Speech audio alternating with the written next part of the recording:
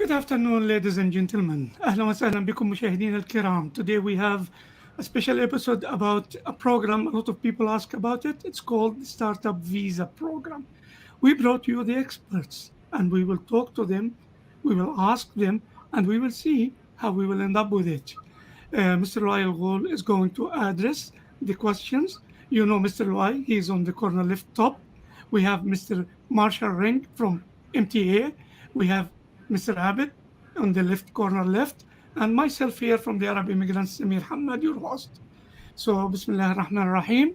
We are in front of different platforms in the Middle East, Africa, and we are reaching up to Malaysia. So, expect the questions from all these people. We have a question coming running now. He's saying Salam alaikum. He's greeting you. That's the first one. Okay. Imagine it. Salam alaikum, Nawaf. All right. So we will start with the first question, Mr. Luai. It's on the screen. Thank you.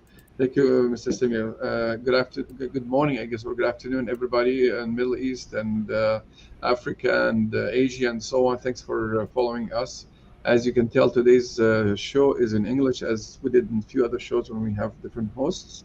So as we spoke about the SUV in the past, and I think last year as well this year, about the program itself, what's the requirements and so on, from the immigration side of points. From if you would come to me as an applicant through an incubator and you wanted some help with the later stages, what is to be expected and so on. But I think it's important for all of you to know as well, what is actually an SUV? How is it done? Who can be involved? What's the process of looking into when you're in an incubator? What is the process that you look at an applicant? Has it been successful in the past, and so on? So we are honored today to host one of the pioneers companies in this field, the Manitoba Technology Accelerator. We have with us, as Mr. Samir said, the CEO, Mr. Marshall Ring, and the VP Middle East and Africa, Mr. Ab Frey. So without further ado, we're going to start some questions, and thank you for everybody for sending us your feedback. Marshall, good afternoon. How are you doing today? I'm wonderful. Thank you for having me. I'm looking forward to the conversation. Same here. We're looking forward to it. So just as a background of MTA, if you don't mind just telling us some background about MTA and when was SUV introduced to it. So MTA is a private sector but not-for-profit organization. I have two goals that I commit to my board of directors. We are a business incubator, and I'll get into the SUV program in a moment, but as a business incubator, I have two commitments to my board of directors. Number one, we want to build more $100 million companies out of Winnipeg.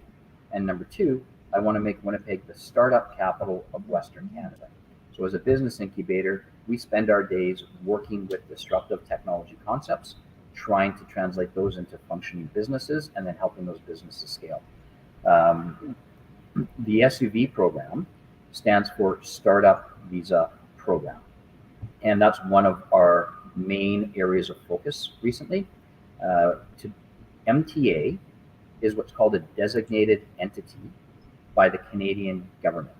So the Canadian government will invite business incubators to apply to be a designated entity within the Startup Visa Program.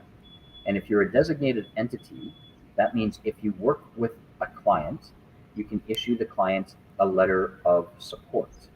And that letter of support would then be used by the client to gain permanent residence in Canada.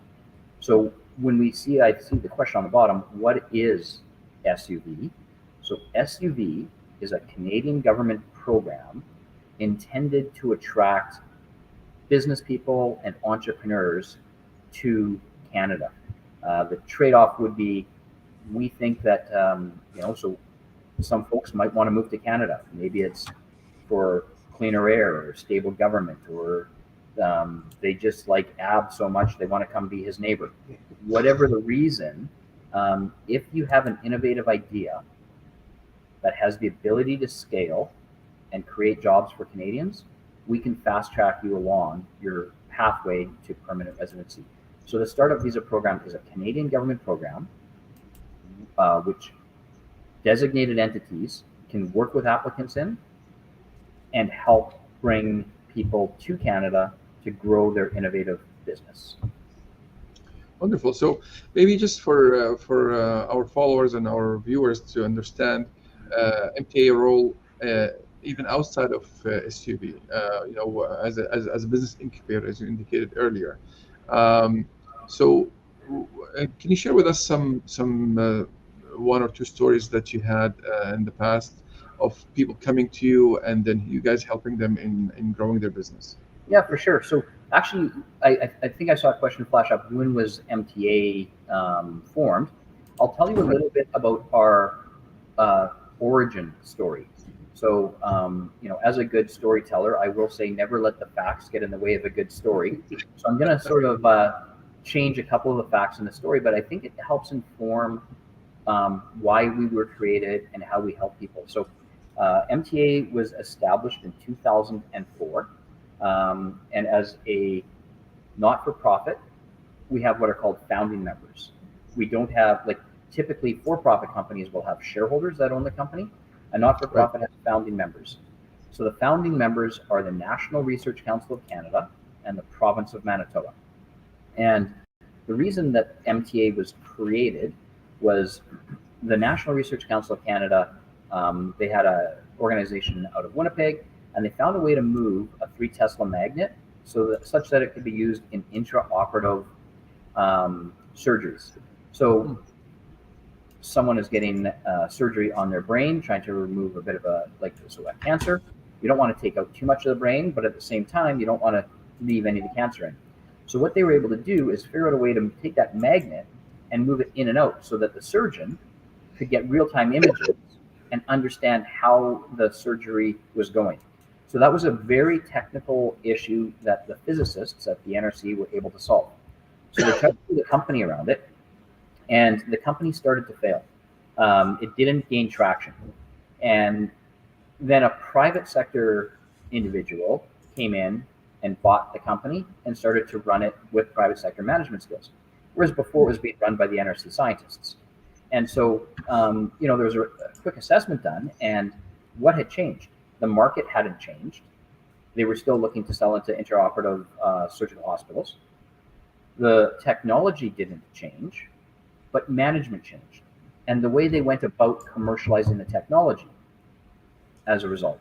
So the NRC in the province of Manitoba said, maybe there's a role for having people who understand the commercialization process to help the researchers along. And they said, let's form a business incubator that could help other technologies have access to skills with respect to commercialization. And then that company, by the way, went on to set a Canadian record, I believe, for a medical device IPO. So the company went on and did good things. That was our origin story. Probably our most famous client is a company called Skip the Dishes. And so they came to us with 2 employees, and then we helped provide space, management advice, a little bit of money, and we helped them scale to the point where they were sold for about $200 million. And yes. What's so great about that story is the jobs are still here in Winnipeg, and the 5 founders, they're all creating their second companies. One of the founders, actually in the fintech space, became Canada's fastest company to be worth $1 billion. So these success stories really fuel us and show that we can accomplish great things out of Winnipeg, in the prairies, and that we have the talent here to do it. So that would be a little bit about how we started, and then a quick story about one of our successful clients. Wonderful. So actually, MTA does provide services outside of the SUB to anybody, any business basically, who needs any training or guidance to be successful. Yeah, the program that we deliver at the SUV level is very similar to the program that we deliver within the clients that we have that aren't seeking permanent residency. So Ab's been a good CEO mentor for us for some of our MTA client companies that are in the commercialization business unit. And then Ab is also an advisor for us with the SUV clients. So we put a CEO mentor in for non-SUV clients, and we put an advisor in for SUV clients. And Ab, you can maybe speak to the similarities of the process and how we just try to work our clients through that same commercialization pathway. Yes, thank you, Marshall. Yes, we work with the clients to basically help them translate the idea from a business idea to become a real business.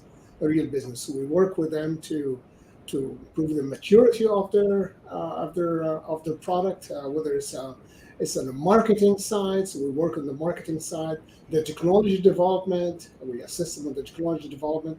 Some products, the product business I'm working in as a CEO mentor, for instance, that requires licensing from Health Canada. So we work with that.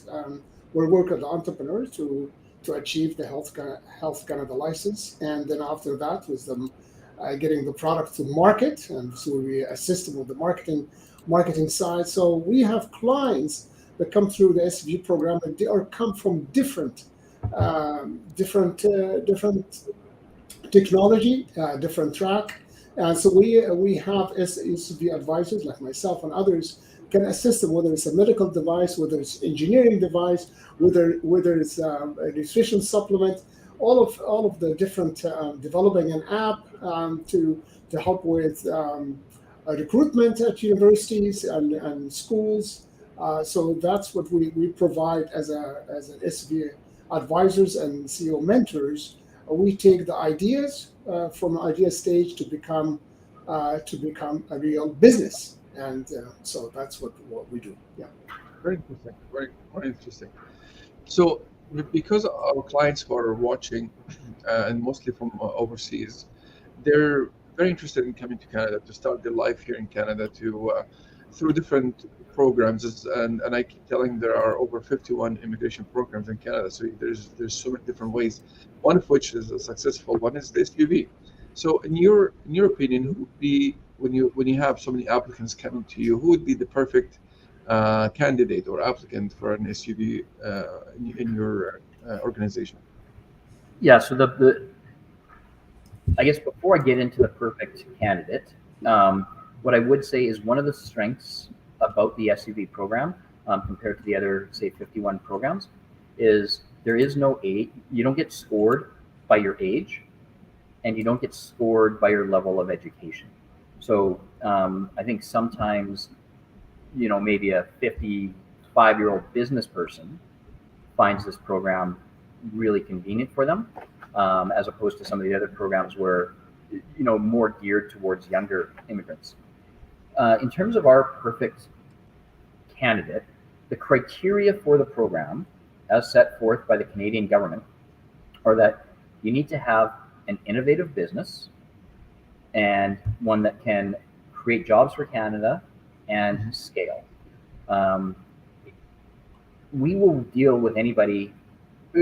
We can deal with people who are at the idea stage. So, hey, I've got an idea for a great business, all the way through to a company that has, revenue and employees. The perfect candidate for us would be someone who has a proven technology that's already in the market, maybe in the Middle East or the Gulf region, and wants to bring that innovative technology into Canada. Those ones are almost always approved. But that doesn't mean we do not work with people who have an innovative idea and want to come to Canada and build a prototype or build a minimum viable product offering and launch that business. Further, what we also see is, I'm talking about innovation a lot, but one of the stories I like to tell is, if you want to build a house, you might need a plumber and a carpenter. So the same thing is when you're building a technology startup, you probably don't have all the skill sets in one person. So we also find a great opportunity when there's a team where you have management support. So you might have, as our host would compliment, an electrical engineer, but then you might also have a finance person and a salesperson. So it looks like you have a good management bench strength that can help that company along. So the ideal candidates for us are those that have innovative ideas and relevant management skills. So does the candidate have to have an existing business back home, or can they be someone with the skills and the experience? Yeah, they do not have to have an existing business.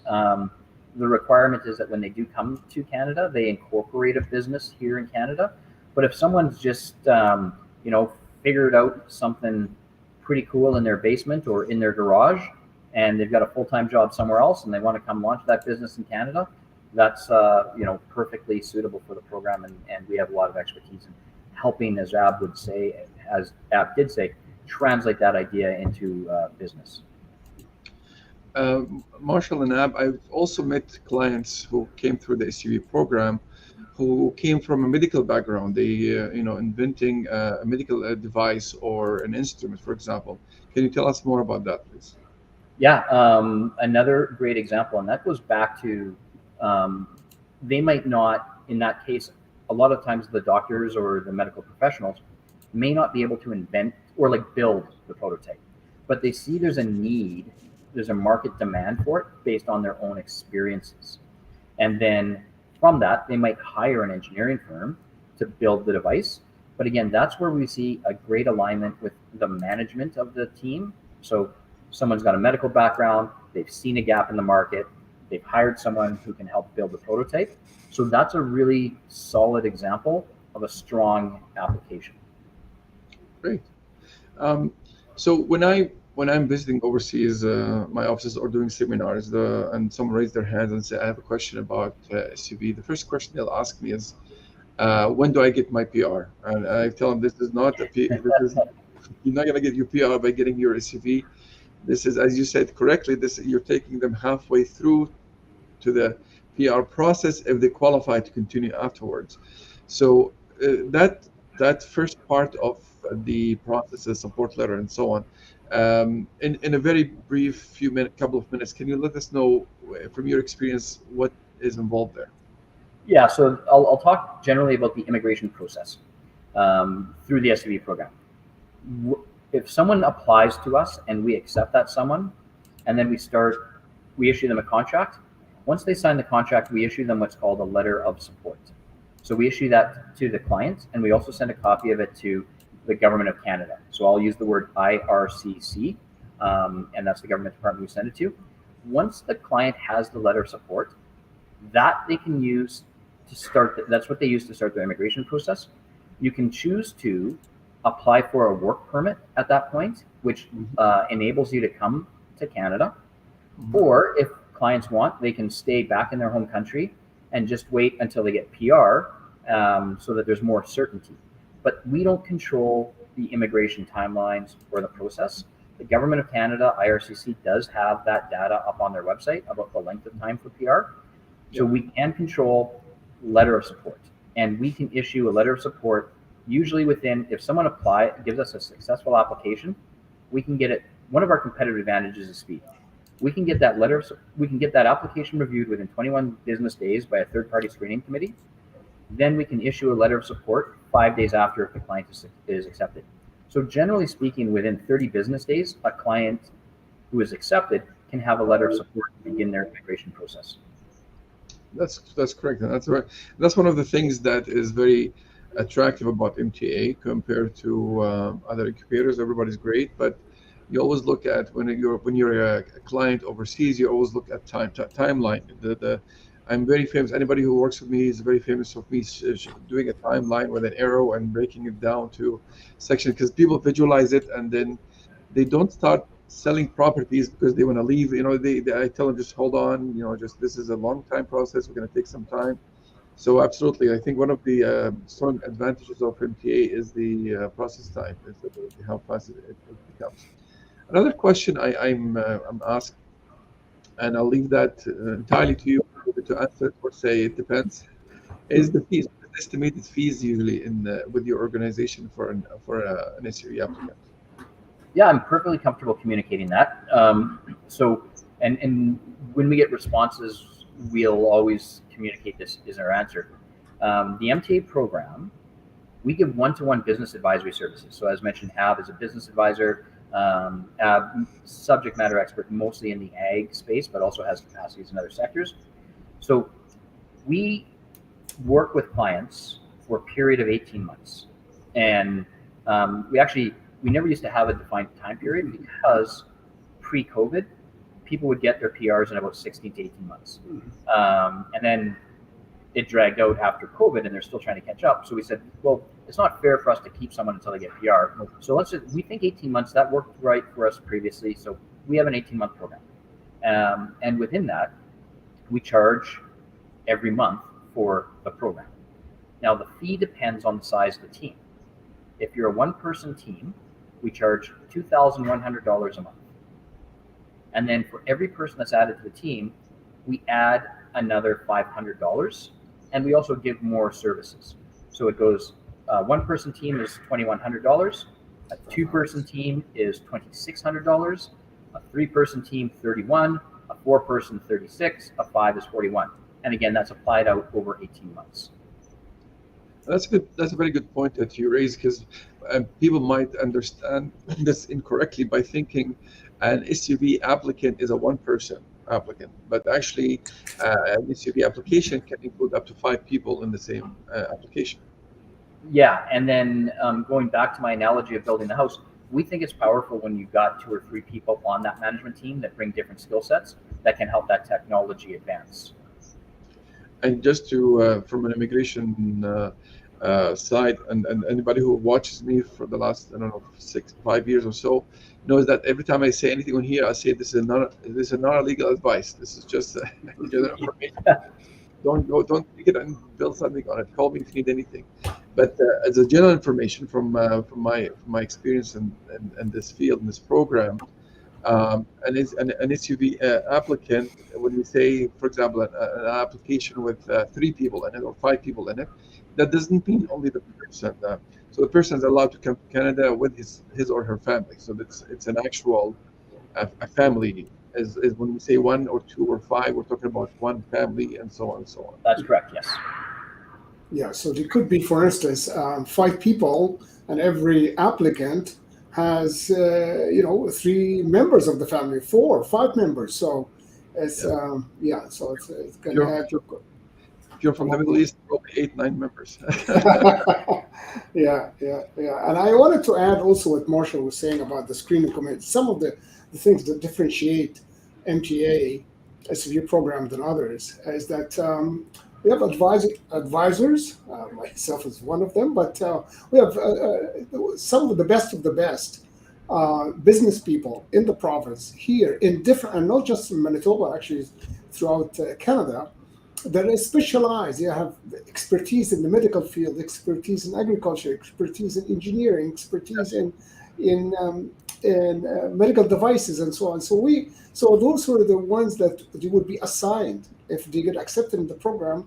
The applicants get accepted in the program, they will be assigned to one of those. Advisors will be assigned to them. So that would be a great advantage of the MTA program, SUV program here in Manitoba, because we know the advisors are just top-notch business people.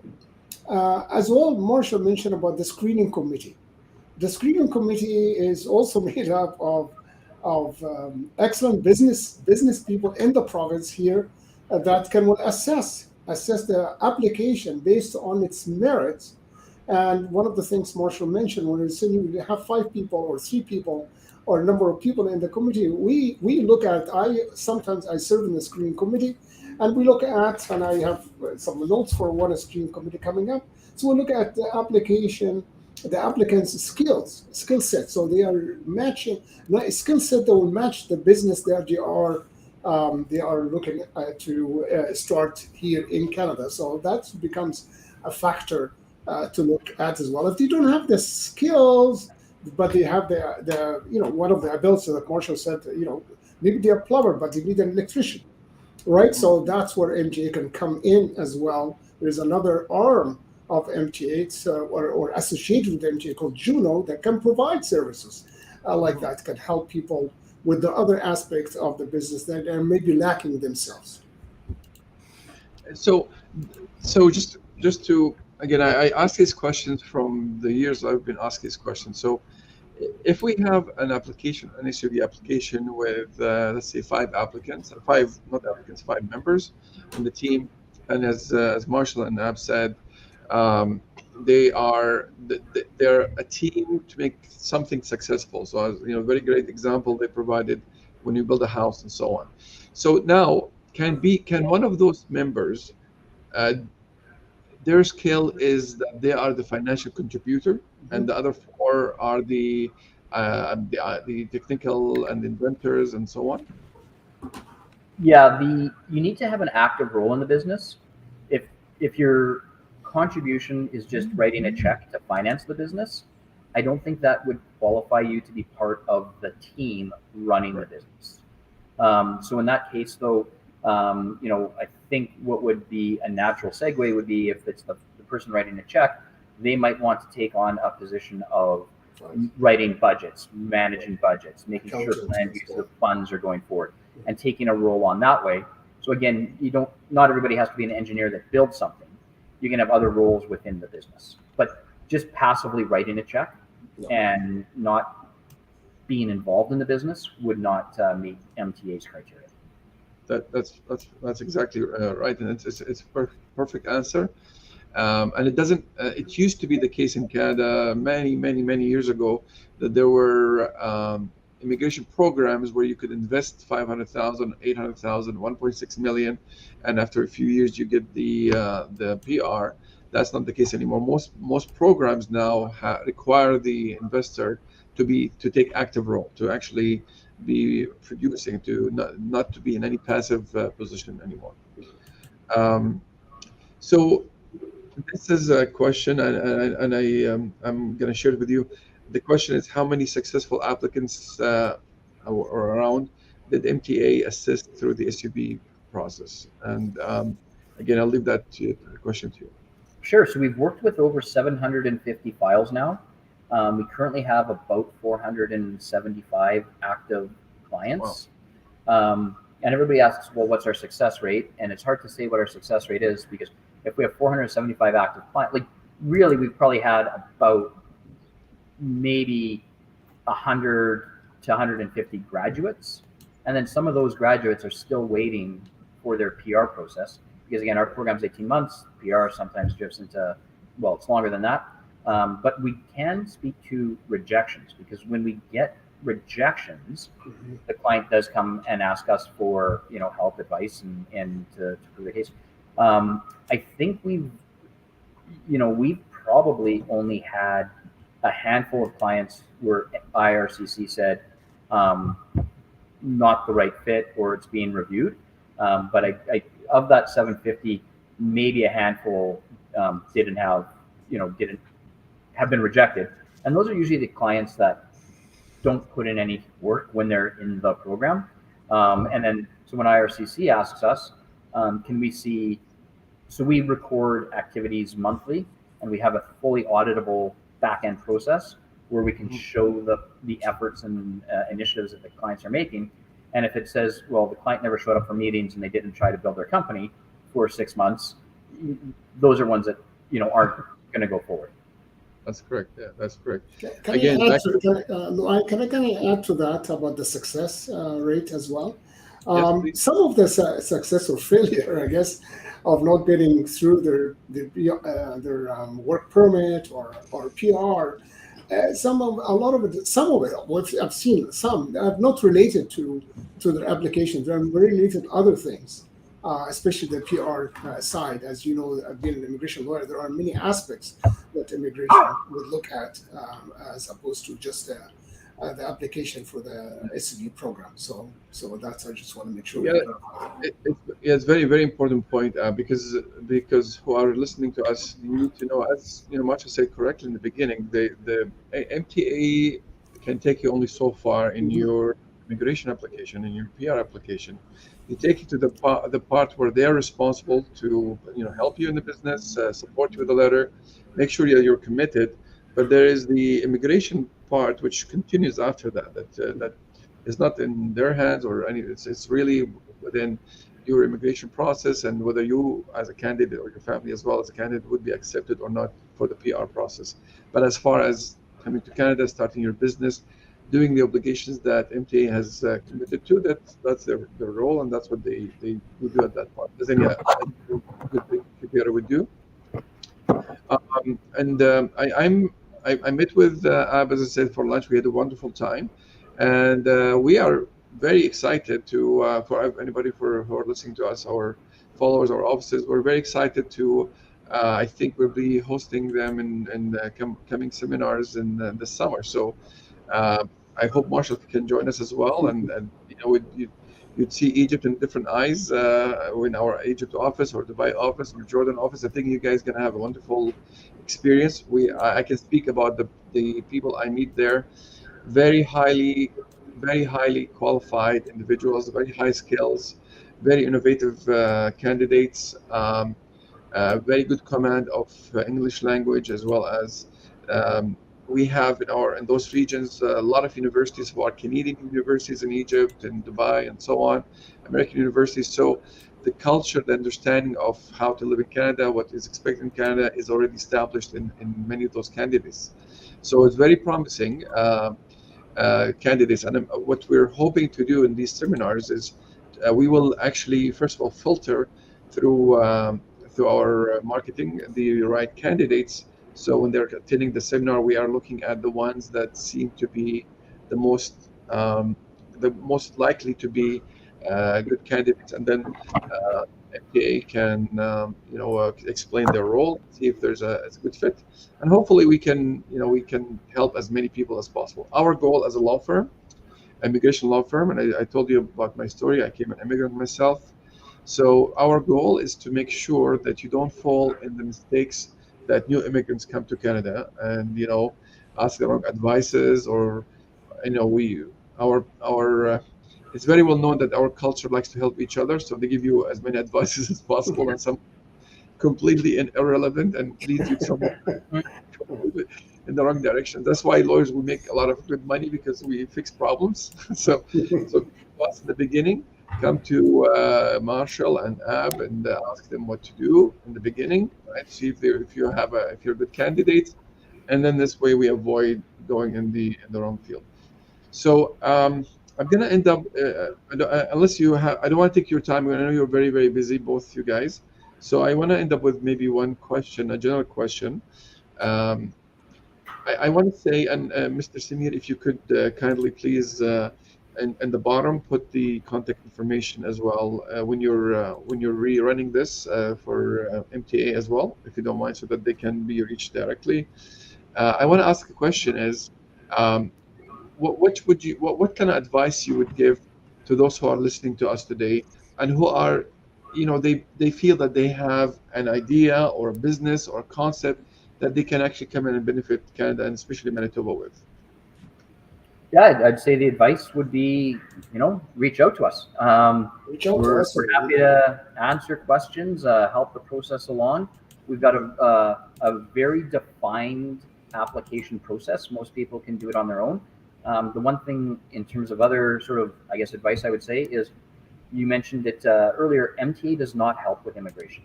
We issue the letters. We encourage everybody to work with an immigration lawyer and immigration consultant. So I really echo your comments that, it's heartbreaking to us when we see people changing their entire life and then missing something because they're not skilled or experienced in immigration. So we do encourage the use of an immigration lawyer for that regards. And if there are questions, reach out to us. Yeah. Certainly, I know Ab's happy to talk with everybody. Absolutely. And I wanted to say also in Arabic, وإنجليزي. So Marshall, I said in Arabic and English as well. So if anybody has any questions, then you can assist them in other language other than English as well. Yeah. So Ab, actually, do you mind, Ab, if I talk about your cultural background? Is that okay? Yes, I was born in Alexandria, Egypt. Immigrated to Canada about 42 years ago, and I run a large business here in the ag sector. I was the president CEO of a large ag company. I work at MTA with I'm a CEO mentor and I'm an advisor working with the MTA, and I also teach at university and the colleges as well. So I've been here for a long time. My family is from here, and I go to Egypt once in a while. And every 2 or 3 years, we go and visit. We still have family there. And we would love to see people from the Middle East apply to the program, the SCV program. We have a lot of talented people. I know we have a lot of talented people that can will definitely be successful here with the help of advisors, the help of MTA, with all the MTA can offer. They will be very successful here, and they will have a very good life here as well. And a question maybe it wasn't asked, which I know some of our clients asked the question. He said, "Well, I'm applying through MTA. Do I have to stay in Winnipeg?" And we said, we would love it if you stay in Winnipeg. I mean, Winnipeg is the center of Canada. It's a very affordable city and has everything a big city has, but it's a smaller city. And great people's friend is called Friendly Manitoba. And so Manitoba, Winnipeg is great. However, people, and we have some of the SCV clients, people decide to, because of the family connection of some other family reunification with other members, do you want to go to Vancouver? They can go to Vancouver. They want to go to Toronto, go to Toronto. So Montreal and so on. So there's just there is misconception of some people. If I apply through Winnipeg incubator, then I'll stay in Winnipeg. I mean, we'd love it if you stay here, but we don't have to. I have a question here. Do you mind a quick comment, Walid? Sorry. I just want to say that Ab is correct. This is not a provincial program. This is not a provincial nominee program. This is a federal supported program. So you are allowed to, and you're welcome to go anywhere in Canada. Sorry, Walid, please go ahead. Yeah, it's the same point. I was saying that does MTA work only for the people in Winnipeg, Manitoba, or it extends from Newfoundland to British Columbia? So for the commercialization business unit, we're restricted to working with people from Manitoba. But for the SUV program, as Ab said, we'll work with anybody from anywhere in the world, and then that client can live anywhere in Canada. And our program is set up. We can do the program virtually or in person. So we'll for SUV, we don't care about geography. Very good. Thank you. I'm very honored to have both of you today, and I really look forward to working in partnership with you in the Middle East. And I hope that Marshall, you can join us in Egypt and Jordan and Dubai. Send us the dates. Just let me know when. I'll be there. Yeah, send us the dates. We plan. It'll be tentatively in August. So this way, I was talking to Ab towards the end of August. We make sure everybody's coming from their holidays back to their countries, and they're reestablishing for schooling and everything. Yep.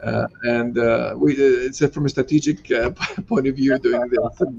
We will be marketing and advertising starting from May for this seminar. So we will screen the candidates that we believe would be benefiting from this, and also hopefully serious enough to not just come to the seminar, but follow up with MTA. And if they want to use our law firm, they are welcome to.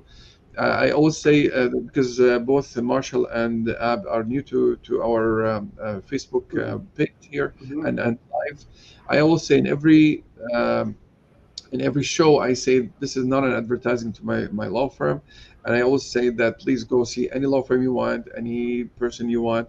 This is just information, not a legal advice, but this is just information about questions you ask me, so I can provide you with things that will avoid you from getting into trouble or guide you to the right path with getting the right experts and right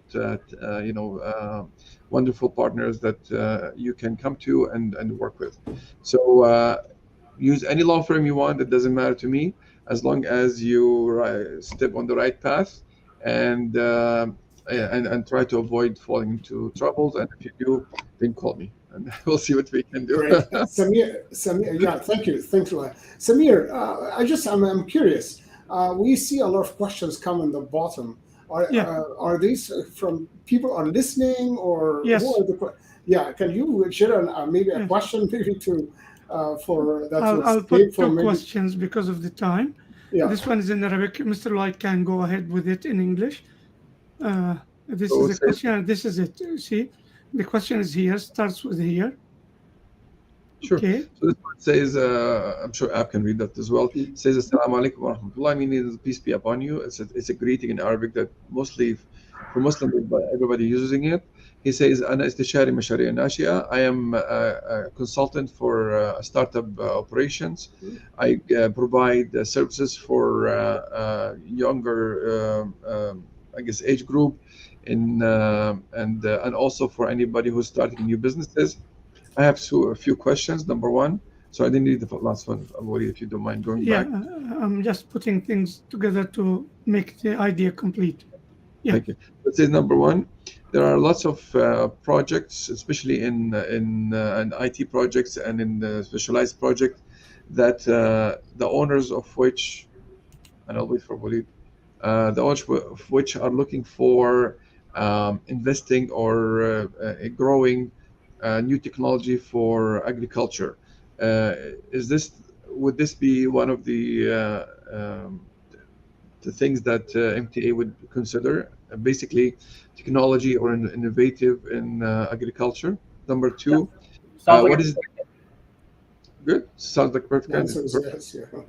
Yeah, perfect.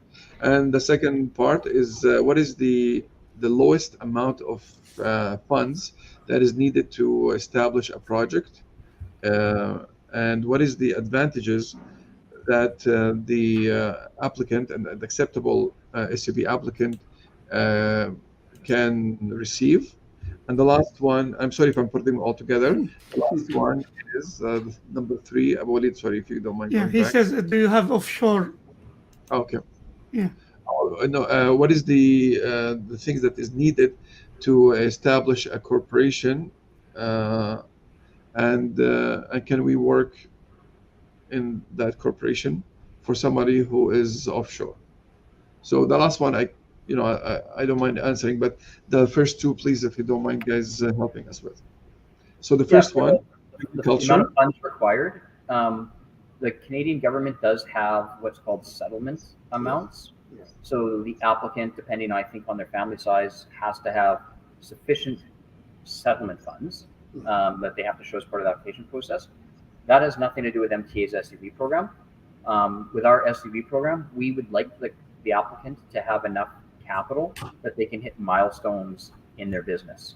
So if someone wants to do $200,000 of building an ag tech, and it's going to cost them $200,000, and they have $10,000, it stands to me that that might not be the most viable business. The idea might be good, but they would need some work to help capitalize that company to make it come to fruition. So the minimum funds required, there's the settlement funds required by the Canadian government, and from our end, it depends on your project. But we want to see that you have some capital to make progress while you're in the program. In terms of what advantages do the clients get or services, mostly that's the one-on-one time with the advisors and who are subject matter experts who can help the client move forward. So for example, in the ag tech space, Ab would be a good advisor. Ab also has a network. He can say, here's some market channels that we can start working with, or maybe here's, you might need this hole filled on your management team. Ab can go into his network of people he knows. So it's just landing into a spot where you're well connected and where you have a subject matter expert. As we spoke about, trying to immigrate if you've never immigrated before, using a lawyer so you don't, have a step on a banana peel and have a slip and a fall. The same thing, if you're working with MTA, we know how to commercialize technologies, and we have our networks in place to help make it a little bit easier. And then I think you were going to comment on establishing a corporation. Thank you. And I want to also add to what you said, Marshall, that you also provide the supporting letter, which is the gateway to Canada. If you approve the Of course, yeah. And so you get the letter of support, which starts your immigration process. Yeah. Of course. Okay. The last part is that yes, you can establish as a foreigner, you can establish a corporation in Canada. There is no restrictions on that. So before you come to Canada, before if you're in Egypt, for example, and you want to start a corporation in Canada, in anticipation of coming after you being approved, as an applicant or in the process of being approved and say to me, "Loy, I want to start a corporation," you can start a corporation. The only restrictions you have, so you can be 100% shareholder of the corporations if it's for profit. The only restriction you have or is that you have to have at least 1/3 of the directors as permanent residents or Canadian citizens, so that the government of Canada can follow up with, in terms of CRA and taxation requirements and so on, with someone who is actually a Canadian resident or a permanent resident, sorry, or a citizen. That's the only restrictions. Other than that, you can actually, of course, establish it while you're outside, and you can also establish it when you have a work permit here in Canada. Okay, I have another question. Okay, it's in English. I think all of you will. It's in two parts also. Okay. Okay, this is one part, and this is it. You get a commitment. I don't know why Commitment Facebook did cut it into two parts. It's Maybe more- it's because it's long. 10% or more. Do you mind? Will you just look at the first part? If you don't Yes, mind? I will bring it from the beginning. Yeah. Okay. Startup visa have qualifying business. A qualifying business means you created a business that meets the following condition at the time you, and continues here, get a commitment from the designated organization. Each application holds 10% or more of the voting rights attached to the shares of the corporate, and that up to 5 people. We know this. And then he has a continuity here.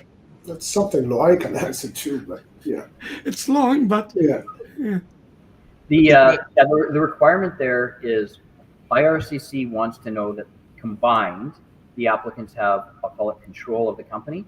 So they want to have everybody. So the applicant needs to be holding 50% plus one of voting shares in the company. So that means, and then IRCC wants, if it's 5 people, they want each person to have at least 10%, and that comes back to a meaningful contribution. Yeah.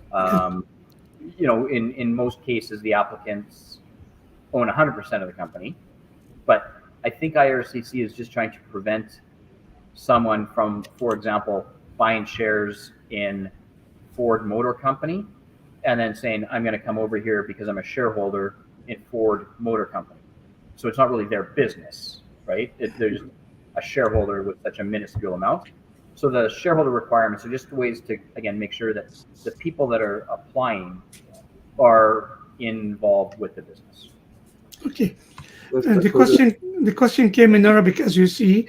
After putting all that text in English, he came to say that, does it mean that if you have a project which is already standing, you have to have the liquid money, and or it should be premises and other things? Let me just maybe rephrase it because it's coming into parts. So the first part in English, just confirming what Marshall said, the business that you want to establish, you as whether 1 or 5, you need to own 51% of that business. You need to minimum 1%, which means that each one should own, if it's 51%, should own a minimum of 10%. But the reason why, again, as Marshall said, because the government is trying to prevent you doing a passive business. Passive business is a business where you put money in and you watch things done while you're not taking an active part of it. So the questions are very, I don't know why they're coming that way, but what he's saying here in Arabic, basically, does to bring in I guess I'll tell you why they're saying this question. In many of the business immigration programs, the government, whether the provincial government or the federal government, would require that you would have a certain net worth of $500,000 or $1 million to qualify to be a candidate for the business program. For example, the MP, the Manitoba Provincial Nominee Program, BIS, Business Investment Stream, requires you to have a minimum of a net worth of at least $500,000. It doesn't have to be liquid. It could be in real estate. It could be in business value of your corporation. So this person is asking, if I have the money but not in a liquid form, can that be acceptable? Yes. Okay. So those two questions came regarding this startup visa program. And I hope that everybody who was watching with us for the last 50 minutes Yeah. was patient enough to know all what is needed to be known about this program. And I'm sure you gave them what they needed to know. Good. Yeah. Thank You've you. done, you've done more Yeah. than that. Thank you, gentlemen, for being here and for taking your time throughout your day. It's a great benefit to the people who are listening and watching us, to know that there are people who come to their companies, who can come to, and who can mentor them, who can hold their ideas and make it into reality, like what happened with Skip the Dishes and so on, where actually many of our even our own clients who come in through the business programs, they'll come in to start a business. They make a business idea, a business plan, present it to the Immigration Manitoba Provincial Navy Program or BC and so on, gets approved for that business. But when they come to Canada, it depends on where they are faced with the reality that this is not Dubai. This is a different market, different buying power, different interests, different locations. So now they need, they come to me and say, "Lawyer, what do I do?" I say, "Well, I'm a lawyer. I can tell you where to buy and where to lease. I can help you with the lease, but I can't tell you where to lease. You need to look at your own business." So having MTA or other incubators who can actually help you and guide you would be a very useful tool. 2,000, or I'm not advertising for MTA, but $2,000 a month. You probably pay that. You pay probably more than that for renting right now a house for your family. So think about the whole thing. See what you want to do. Plan your future well, and we provide you with the right people you can speak with, and hopefully you can come to us with a successful story. Thanks again. I didn't understand the question 75 availability. The businessman for a company too. I'm not sure. I didn't know what does he mean. Yeah. 75 availability of a businessman. That's what happens if your English is not so good. Is there any business for Yeah, he continued with, No. is there any real estate business or hotels? unless there is technology to it? No. Right. Okay. All right. Well, I think Taking your time. I think you will continue on with the session after Marshall and I leave. So I wanted to thank you very much for allowing Marshall and myself to come and talk about the SCV program, and we look forward to future collaboration. Thank you very much for being with us today. It's the 4th of May, 2023. May the 4th and I have to mention this. Any information you heard about it today, there might be upgrade or change or anything tomorrow. So always look for the latest updates for all the information. It's up to this moment of this day. And none of the information you've heard are legal advices. So don't understand. We have to make a disclaimer. It's not legal advices. It's information. Thank you. Thank you very much for being with us today. I can't help myself by saying, may the 4th be with you. All right. See you guys. Abu Omar, we will continue the program after they leave. Okay. All right. Thank you. Very good. Thank you. Thank you. Thanks, Al, very much. Yeah. Appreciate it.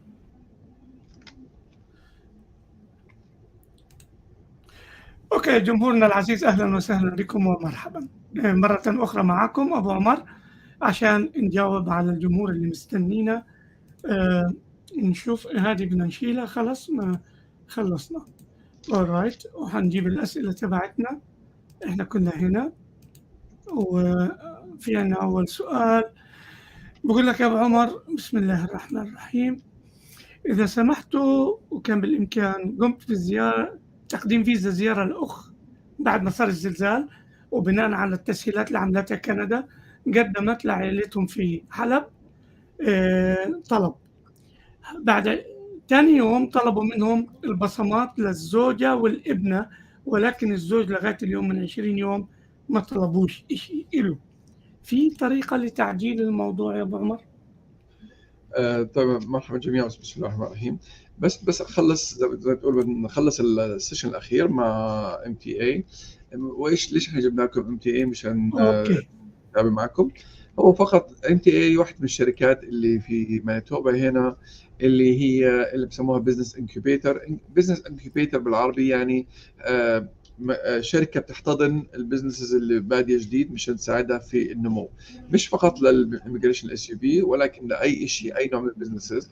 وإحنا عندنا علاقات جيدة جدا كثير بزنس انكيوبيتر، سواء كان في BC، في أونتاريو، في ألبرتا، عن طريق الSUV أو غيرها، بنساعدهم ساعد الكلاينتس تبعونا عن طريق الطرق هاي. فواحد من الشركات اللي موجوده في مانيتوبا هون هو MTA، وهي في الواقع اول الشركات اللي بدات مع الحكومه الفدراليه من سنوات عده يعني في الموضوع هذا. فهم تكلموا معي وحابين انه ان شاء الله انهم يقوموا بسيمينار عن طريق مكتبنا ان شاء الله في حاليا مصر والامارات، وان شاء الله كمان حندخل الاردن في الموضوع في يعني قريب العاجل. فان شاء الله ترقبوا انه حيكون في ابو وليد حيساعدنا في الموضوع هذا. خلاص بدي احضر جوازي، انا احضر جوازي، خذوني معكم في الشنطه. 100 اهلا وسهلا على راسنا ابو وليد. حاضرين ابو عمر. الله يسلمكم. ان شاء الله بنكون معهم، وحنحاول كمان نعمل بشكل على الاقل بشكل نصف سنوي، نجيب معنا ناس زي سواء من الحكومات، من المقاطعات او الحكومات او الجامعات او الشركات هذه، تعطيكم محاضرات في اللي هم بنعتبرهم احنا البارتنرز تبعونا في دائره الهجره. تتذكر ابو عمر، سوري بدي اقاطعك، تتذكر انت عملت محاضره في فندق رماده في دبي واجى معك حدا من مانيتوبا؟ نعم، كثير. انا عملنا في الماضي، عملنا سيمينارز كثيره في الاردن ودبي ومصر وحتى في فيتنام، وكان يجي ممثلين من الحكومات، مقاطعات في حكومة كندا يجوا معنا ويشرحوا برامجهم ونشتغل مع بعض في الإشي هذا. طبعا هذا بري كوفيد. بعد الكوفيد هلا الامور تغيرت شوي، لسه بدات شوي تفك يعني، لكن لسه ما زالت الناس يعني محافظه اكثر على صحتها الى اخره. لكن ان شاء الله حنبدا الموضوع هذا من جديد باذن الله تعالى. طيب السؤال، انا قريت السؤال، خلينا نقرا مره ثانيه.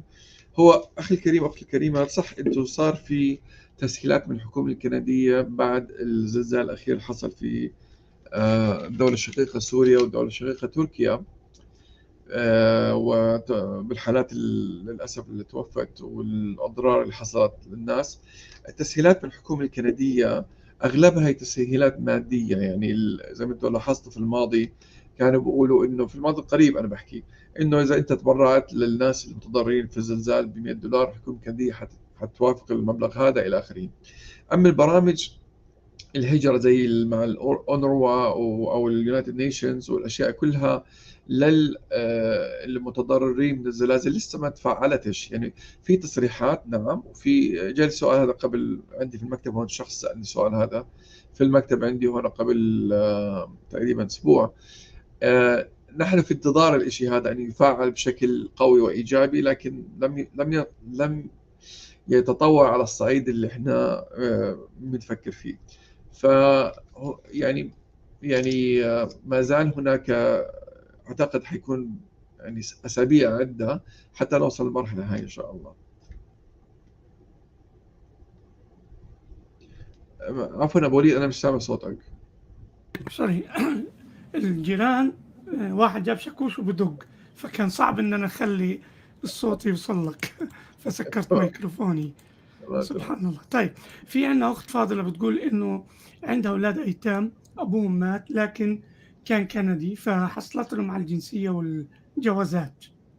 السؤال على الشاشه: انا ام لاطفال ايتام من العراق، بعد وفاه المرحوم حصلت لهم على جناسي وجوازات لان والدهم كان كندي واولادها قصر، تريد ان تسافر معهم لانه اهل ابوهم بدهم ياخذوهم منها، فهي حاسه طبعا في داخلها بحزن شديد بدهم ياخذوا الاولاد منها. فايش انت ممكن تنصح في الجزئيه هذه؟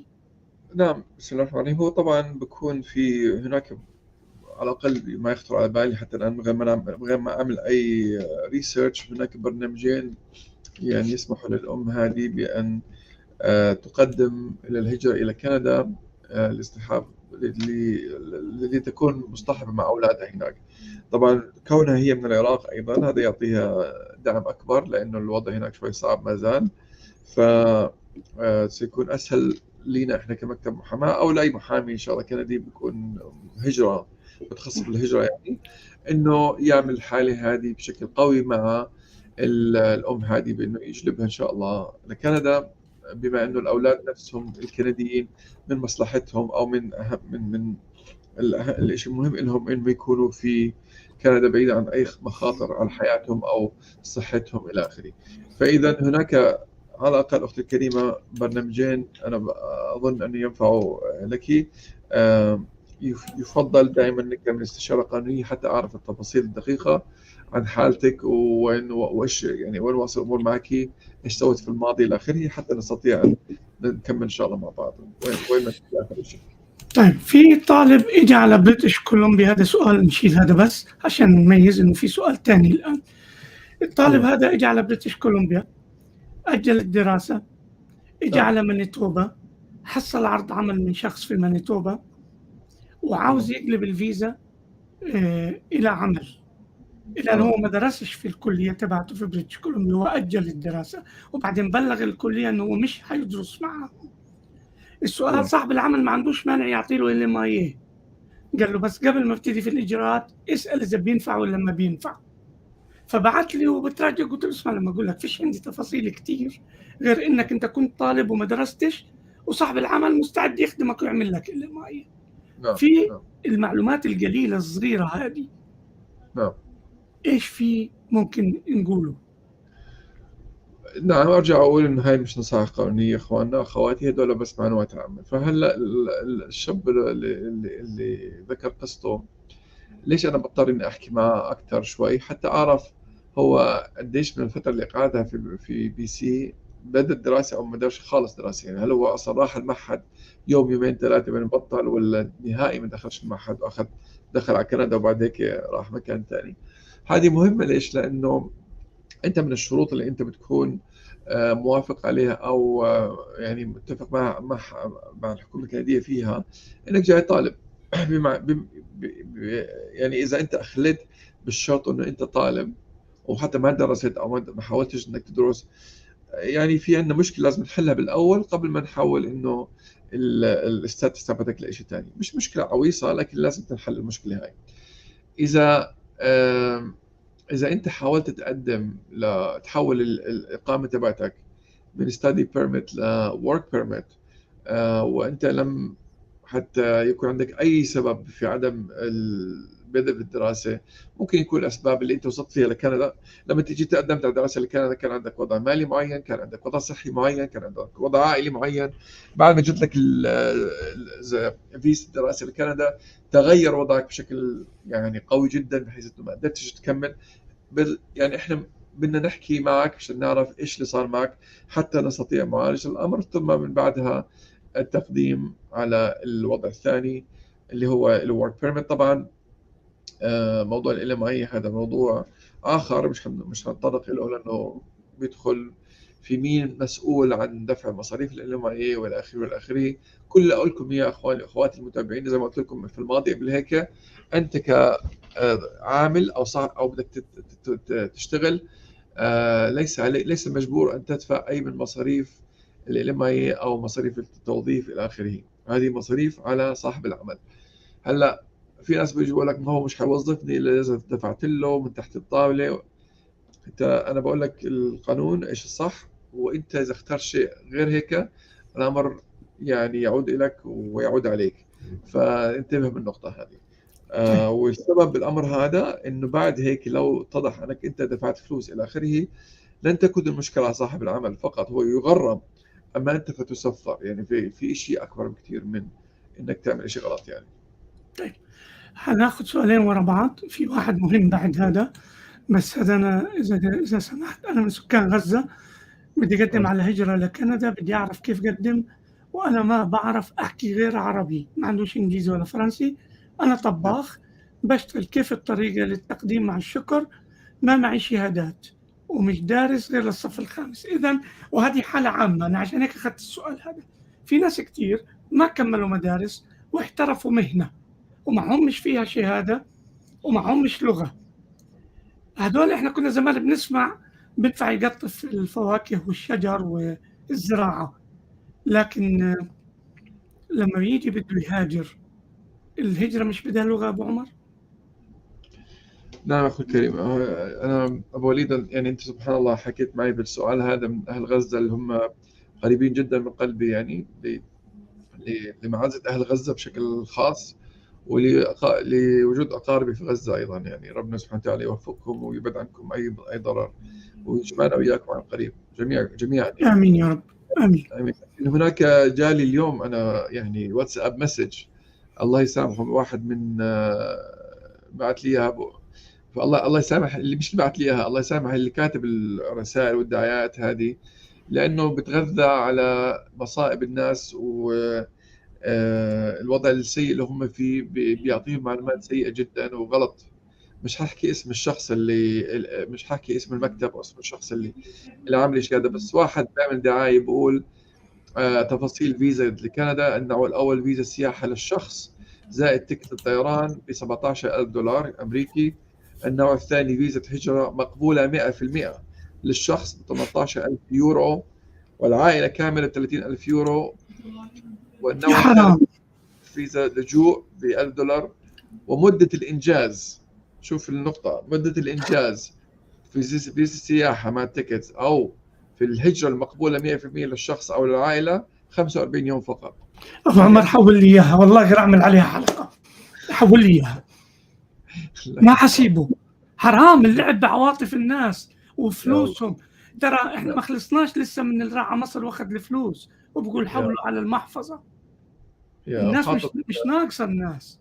الله يسامحه، حاطط الله يعني يسامحه. طبعا عالم كندا وفيزا مش عارف ايش طبعا حرام تقديم بدعايات. فيا اخي يعني اهل غزه هذول حرام، هذول اهل غزه يعني بدك تنصبوا حتى تنصبوا اهل غزه، هم مش ناقصين يعني. فجاء يعني حرام. لكن بالنسبه للجواب للسؤال الكريم، اذا انت اخي الكريم جاي زياره لكندا ما تحتاج لغه. اذا انت جاي سياحه بحكي ما بتحتاج لغه. اذا انت جاي دراسه لكندا ومعكش لغه نهائي، في بعض البرامج، بعض الانستتيوشنز، بعض البرامج يسمحوا لك بالقبول المشروط. يعني تنقبل في برنامج دراسة معين، ولكن مشروط انك تخلص ليفل معين من اللغة عندهم او بمعهد يعني يعتبر متفاعل معهم، وبعدين تكمل دراستك. اما اذا انت جاي هجرة لكندا، اللغة مشروطة. ما في عندنا برنامج هجرة إلى كندا. هجرة، أنا ما بحكيش لجوء. اللجوء ما بتحتاجش لغة، لكن برنامج هجرة إلى كندا كفاءة عاملة، بزنس، برنامج هجرة الكفاءة العاملة أو البزنس تحتاج لغة. برنامج هجرة لكندا لجمع لم الشمل، يعني أنت متزوج واحدة كندية وهي في كندا، أو هي معك وبدكم أنتوا تروحوا على كندا، لا تحتاج لغة.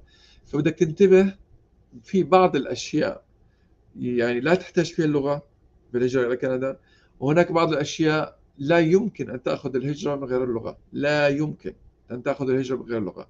اللي لا يمكن أن تأخذ الهجرة من غير اللغة هي هجرة الكفاءة العاملة، هجرة الحرفيين، هجرة أصحاب الأعمال. يا أخوي كيف بدك تشتغل في كندا وأنت ما بتحكي إنجليزي؟ It doesn't make any sense. ف اوعى من الاشياء هذه. اما اذا دراسه، والدراسه هذه ممكن تؤدي الى هجره بعدين، لانك حتتعلم انجليزي وتتعلم الشهاده وبعدين تشتغل وبعدين تقدم على هجره. اوكي، بالطريقه هذه في احتماليه. اما تقدم على طول من عندك من غير ما يكون عندك لغه لحرفه وتؤدي بك الى الهجره، ليس هذا الامر غير موجود. أكمل لك. واحد الصبح كلمني بقول لي أنا سواق تراك وشاول ومقطورة وإلى آخره، بدي أجي كندا. قلت له حبيبنا العزيز معك لغة؟ قال لي هاي التقييم 1-1-1-1. قلت له أنت مطلوب منك تكون مستوى 4، وبعدها تخش امتحان في 3 أشهر، وفي أكتر، في ب6000 وفي ب12,000. فالقصة في دورة لازم تاخدها عشان تترخص سائق مقطورة أو شاحنة في كندا، وتكون تعرف إنجليزي عشان تعمل دليفري. فأنهيتها معاه قلت له خلص إنجليزي وبعدين كلمني. وكمان كلامك ابو وليد كمان صحيح، لانه اصلا هو الشخص هذا مشان يتدرب يكون سائق شاحنات في كندا، يتدرب يخش المعهد، يتدرب ياخذ اوردرز بالانجليزي ويوصل ويجيب، بده يكون معه على الاقل ليفل 4 يعني. قلت له الحكي هذا. طيب في سؤال تاني شوي مختلف. شخص اجى على كندا ايام كورونا ودرس، جواز سفر وخلص، بعته للتجديد مع اذن عمل، جدد اذن العمل، اجى الجواز الجديد المجدد، الفيزا على القديم، خد طلع علي الفيزا انتهت بانتهاء القديم، الان هو صحيح. معاه عمل وبده يقدم تجديد فيزا من انلاند. هو تاه وبعت لي صورة الخطوات كيف تدو ات انلاند. قلت له روح لشخص متخصص ادفع له مصاري وخليه يعمل لك اياها. هذه هو واحدة. شوية تركي، هاي شوية تركي لكن لها حل. نعم. هو قال لي انا مش لاقي الفورم اللي اعبيه واسوي.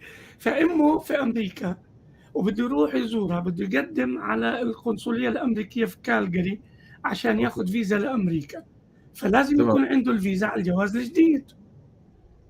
فهو كندا. تايه في القصة هذه. قلت له أنا هقول لك السؤال لأبو عمر بس عشان يعرفوه الباقيين، نعم. إنما هو روح لمتخصص. اذا حيروح امريكا على كالجاري، سوري، اذا حيروح على كالجاري على السفاره الامريكيه طبعا ما بدخلوا يعني، بس اذا سمها وجا له موعد وقالوا له تعال ياخذ معاه الجوازين. بس يكون الثاني عليه الفيزا، لأن الأولاني مخلصة. الاولاني مخلصه والثاني لازم بقول لك لأنه بيعتمد. كيف بده يطلع ويرجع بده يكون معاه فيزا. صحيح، يكون طيب الثاني بالتركها جاب له الفيزا عليه بالضبط. تمام. أجينا الآن على سؤال. أجاني قبول للجامعة برنامج لغة 14 أسبوع، هل بتنقبل الفيزا إذا كانت أقل من 6 شهور؟ ايش؟ جاني قبول جاله جامعي. قبول لغة 14 أسبوع. 14 أسبوع بيطلعوا كام؟ 3 في 4 12، يعني 4 أشهر ونص. تمام. فصل. نعم، هل بتنقبل الفيزا اذا كان هو هيك قصده. إذا الدراسة أقل من 6 شهور هل بيقدر ياخذ فيزا؟ طيب هو سؤال احنا جاوبناه في الماضي، خلينا نجاوب مره ثانيه. اذا انت يا اخي الكريم جوا كندا، بس ابو وليد معلش لو اغلبك معي، انا اسف يعني، في هي مجال هذا اخر سؤال بس لانه عندي طبعا بس. أنا بطلع على الوقت وقاعد بدي أقول لك يا أبو عمر إحنا اجتزنا الوقت. الله يسلمك، تسلم، بس لانه في واحد بيستناني في الخارج يعني. ماشي. لا أنا حطيت لك هذه عشان بس أنهي فيها، لأنه اليوتيوب بياخذ الصورة حلوة. الله يسلمك الله يخليك. هي الصورة اصلا قديمه لما كنت تخنان شوي، بس ان شاء الله بدنا بتظبط. نعمل إخراج يا أبو عمر. خلاص ماشي.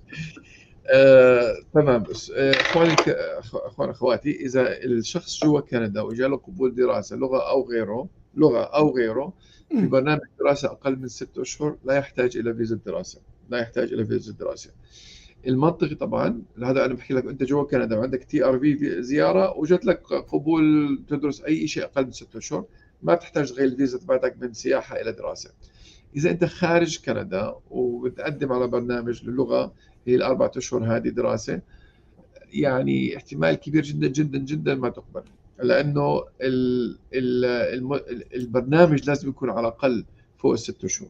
فاغلب المعاهد اللغه ما بتعطيك قبول لمده 4 اشهر او 14 شهر، 14 اسبوع، ما بعرف مين المعهد هذا اللي بيعملوهم. ما بقول لك احنا الفيرست تيرم او مش فيرست تيرم عفوا، هي فيرست تيرم اول فتره 14 اسبوع، ثاني فتره 17 كمان 14 او 16. فانت لما تيجي تاخذ منهم رساله القبول تاخذ انت على المده كلها، يعني هم بيعملوا لك اسسمنت على حسب مستواك اللغه اللي انت بعت لهم اياها، وبعدين بقول لك الفتره كلها بتكون على قد. لازم تكون فتره فوق 6 اشهر يا اخي الكريم. أنا هذول السؤالين اللي يجوا ورا بعض. أنت وقتك خلص، أنت قلت لي وقتك هذا بتاخد في جوابه في نقطة واحدة بخصوص عمل دعوة من أقاربه، هل من الممكن البقاء عند الوصول؟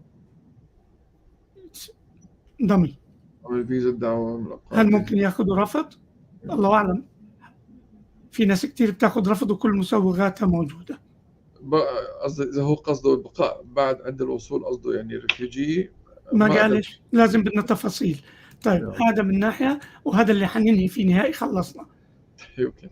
هذا ابو وليد بحبكم والله، يا ريت يكون في رد على موضوع برنامج الهجره لمقاطعه مانيتوبا، بينفع ويقدم عليها الطالب اللي داخل كندا؟ طبعا ينفع اكيد. طبعا الطالب اللي جوا كندا اللي جوا مقاطعه مانيتوبا اللي درس هنا، لانه طالب طبعا درس هنا تمام، وبعدين يفترض انه خلص يعني، واعطوهم البوست جراجويت ورك بيرميت. طبعا يقدم على مانيتوبا. بين قوسين، درس هنا في مانيتوبا ولا في كندا؟ في مانيتوبا، لأنه في نتكلم عن- مانيتوبا، اوكي، عشان يفهمها هو. اذا كان هو دارس في مقاطعه ثانيه وجاي يقعد في مانيتوبا، لازم يكون قاعد سنه في البلد على الاقل. احسن كلام صحيح. تمام، هيك احنا دارسين. والله بتعلم على يديك. يلا بس لا والله ماني مقدم مستشار هجره. انت يا زلمه مكسب لي والله. اسمع، انا بدي اسلم عليك، بديش اخرك عن زبونك، لكن من كثر الناس ما بتقول لي بدي استشاره، بقول لهم اول كلمه بقول لهم اياها: انا مش مستشار هجره. انا مش مستشار هجره.